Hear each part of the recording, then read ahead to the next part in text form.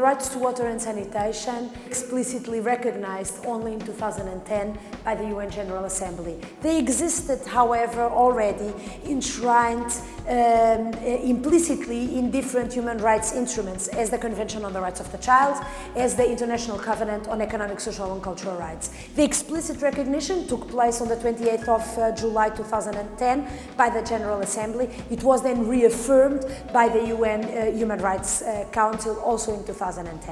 The human rights to water and sanitation have a certain normative content and they are also subject to certain principles, general human rights principles.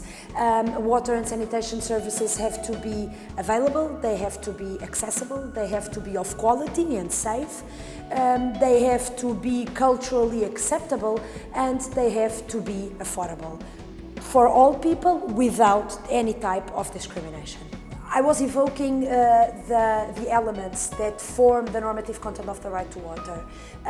When I was mentioning quality or safety, what do I mean? I mean that people should not die because, or should not become ill because of the bad water they are drinking. And as we know, there are millions of people dying because, mainly children under 5 years of age, because of the bad water they are drinking. When I say that water and sanitation services have to be affordable, it means that people should not be forced to choose between paying the water bill or the pharmacy bill, the water bill or the food bill. When I mention that water and sanitation services have to be accessible, I mean that they have to be within reach. I mean that people should not be forced, as I see on my country missions, to walk for hours in order to get access to a clean water source. Or people should not be forced to walk for hours in order to find a place to defecate. People should not be forced also to defecate in the open. So these are some examples of how the normative content of the rights to water and sanitation materializes. The human right to water entitles people to a limited amount of water, domestic and personal uses. Water for drinking, water for cooking, water for personal hygiene, and also for domestic hygiene. This is what the human right entitles people to. It does not grant us unlimited access to unlimited amounts of water.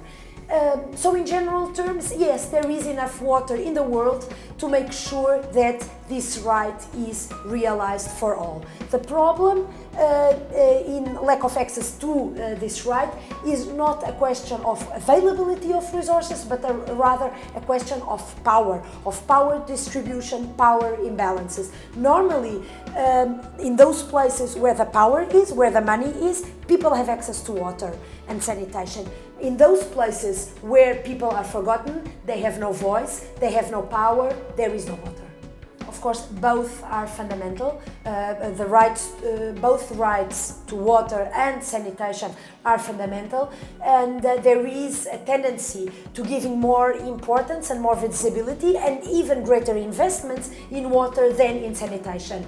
However, sanitation is of a fundamental importance because without safe sanitation, we don't ensure human dignity, and without safe sanitation, we are jeopardizing people's lives, people's health, and also even water quality. Because if the wastewater is not properly disposed of, treated, recycled, this will have a negative impact on water quality, as I have seen in different parts of the world.